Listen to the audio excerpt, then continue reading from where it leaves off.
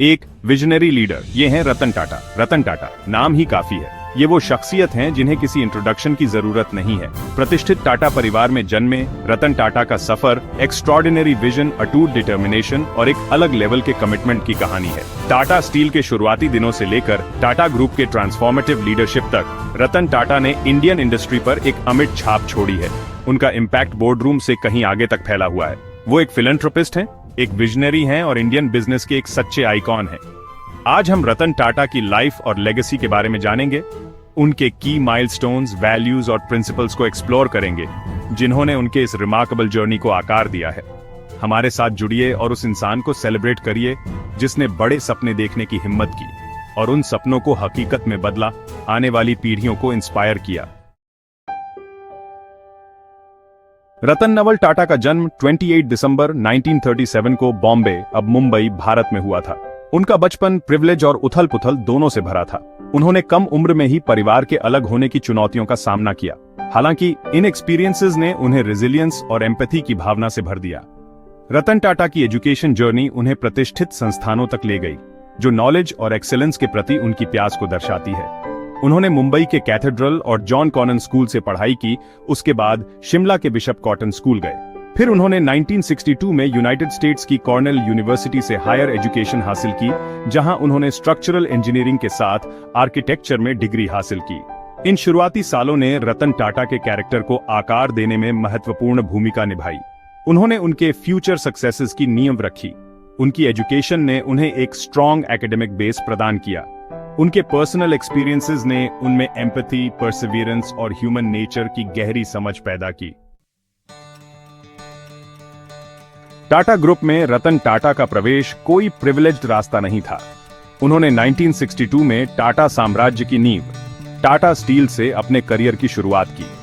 Shop floor पर काम करते हुए उन्होंने स्टील इंडस्ट्री में बहुमूल्य एक्सपीरियंस हासिल किया और नीचे से लेकर ऊपर तक बिजनेस की बारीकियों को समझा।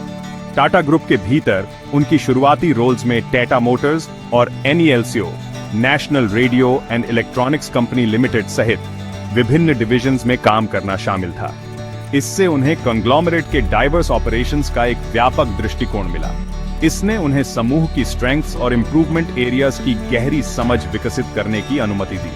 रतन टाटा के डेडिकेशन और कड़ी मेहनत पर किसी का ध्यान नहीं गया।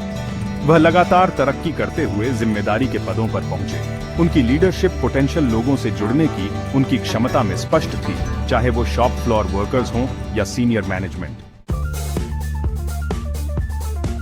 1991 में रतन टाटा ने टाटा समूह के चेयरमैन के रूप में पदभार संभाला। उन्हें एक ऐसा कंग्लोमरेट विरासत में मिला जो परंपरा में गहराई से निहित था। हालांकि उन्होंने तेजी से ग्लोबलाइजिंग दुनिया में प्रतिस्पर्धा करने के लिए बदलाव और इनोवेशन की आवश्यकता को भी देखा। उनके सबसे महत्वपूर्ण कॉन्ट्रिब्यूशंस में से एक 1998 में टाटा इंडिका की लॉन्च थी। यह भारत की पहली इंडिजिनसली डिजाइन्ड पैसेंजर कार थी।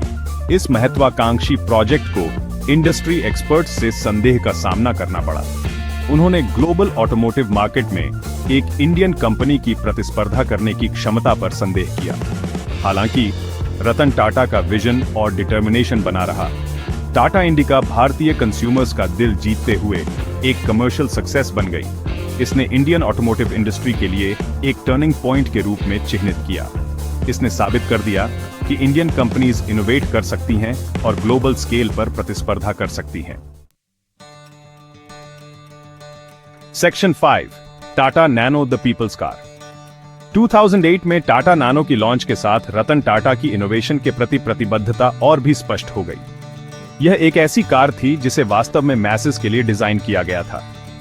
यह दुनिया की सबसे सस्ती कार थी, जिसकी कीमत सिर्फ 1 लाख रुपए, लगभग $1300 थी। टाटा नैनो एक रेवोल्यूशनरी कॉन्सेप्ट थी। इसका उद्देश्य लाखों भारतीयों को अफोर्डेबल और सेफ ट्रांसपोर्टेशन प्रदान करना था जो मोटरसाइकिल पर निर्भर थे। यह विजन रतन टाटा की आम आदमी के प्रति गहरी एम्पैथी से प्रेरित था। वह आम लोगों के जीवन में एक ठोस बदलाव लाना चाहते थे। हालांकि टाटा नैनो को कई चुनौतियों का सामना करना पड़ा, लेकिन यह वास्तविक दुनिया की समस्याओं को हल करने के लिए इनोवेशन की शक्ति में रतन टाटा के अटूट विश्वास का प्रमाण है। कार ने दुनिया की कल्पना पर कब्जा कर लिया। इसने इंडियन इंजीनियरिंग और इंजेन्युइटी की क्षमता का प्रदर्शन किया। Section 6, a heart of gold, the Tata Trust. Ratan Tata की लेगेसी उनके बिजनेस एक्यूमेन से कहीं आगे तक फैली हुई है। वह अपने फिलैंथ्रोपी और सोशल जस्टिस के प्रति प्रतिबद्धता के लिए समान रूप से प्रसिद्ध हैं। उनके नेतृत्व में टाटा समूह कॉर्पोरेट सोशल रिस्पॉन्सिबिलिटी में अग्रणी रहा है। टाटा समूह के फिलैंथ्रोपिक एंडेवर्स के केंद्र में टाटा ट्रस्ट है। इनमें poverty alleviation, health care, education और डिजास्टर रिलीफ शामिल हैं। फिलैंथ्रोपी के प्रति रतन टाटा की निजी प्रतिबद्धता अटूट है। यह लाखों भारतीयों के लिए आशा की किरण बना हुआ है। Section 7, expanding horizons, global acquisitions and growth. Ratan Tata के नेतृत्व में टाटा समूह अभूतपूर्व ग्लोबल एक्सपेंशन के दौर से गुजरा। उन्होंने रणनीतिक एक्विजिशंस की एक श्रृंखला का नेतृत्व किया, जिसमें 2000 में टेटली टी, 2008 में जैगुआर लैंड रोवर और 2007 में कोरस स्टील शामिल है। रतन टाटा के ग्लोबल विजन ने टाटा समूह को एक मुख्य रूप से भारतीय समूह से एक बहुराष्ट्रीय दिग्गज में बदल दिया। यह अब 100 से ज्यादा देशों में मौजूद है। Section 8, a legacy of integrity, ethics and values. Ratan Tata के नेतृत्व के सबसे खास पहलुओं में से एक एथिकल कॉन्डक्ट और इंटेग्रिटी के प्रति उनकी अटूट प्रतिबद्धता रही है। उनका दृढ़ विश्वास है कि व्यवसायों को पारदर्शिता, निष्पक्षता और एक मजबूत नैतिक कंपास के साथ काम करना चाहिए। टाटा समूह के शीर्ष पर अपने कार्यकाल के दौरान उन्होंने एथिक्स और वैल्यूज की संस्कृति को स्थापित किया। यह संगठन के डीएनए में गहराई से समाहित है।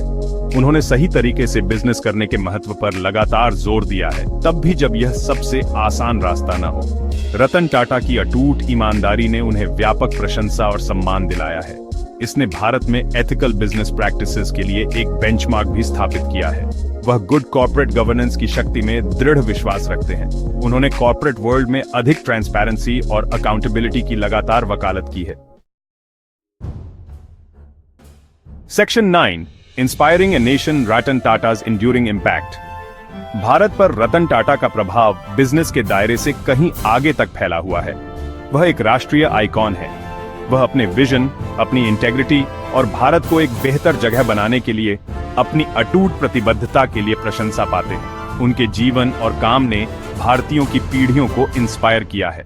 उन्होंने दिखाया है कि कड़ी मेहनत, दृढ़ संकल्प और पर्पस की प्रबल भावना से क्या हासिल किया जा सकता है। वह एस्पायरिंग एंटरप्रेन्योर्स के लिए एक रोल मॉडल हैं। वह उन लोगों के लिए भी एक प्रेरणा है जो दुनिया में कुछ अलग करना चाहते हैं। भारत में रतन टाटा के योगदान को कई पुरस्कारों और सम्मानों से नवाजा गया है।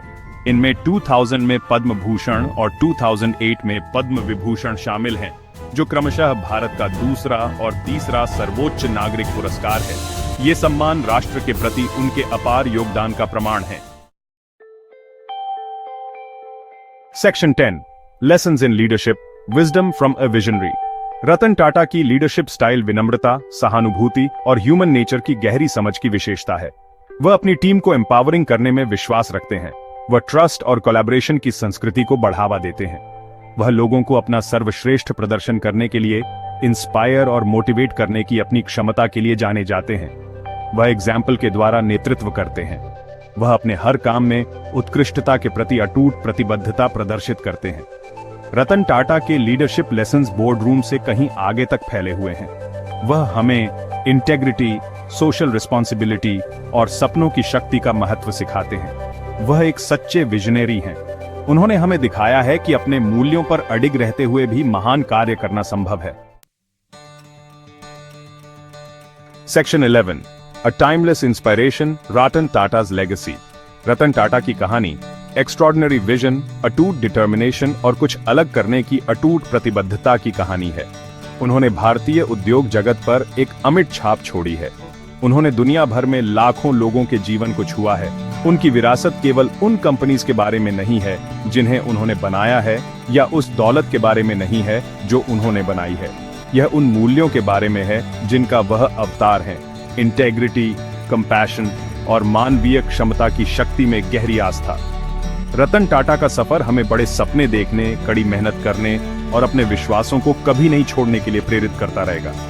वह हमारे समय के सच्चे आइकॉन हैं। उनका जीवन और कार्य आने वाली पीढ़ियों के लिए प्रेरणा का स्रोत बना रहेगा।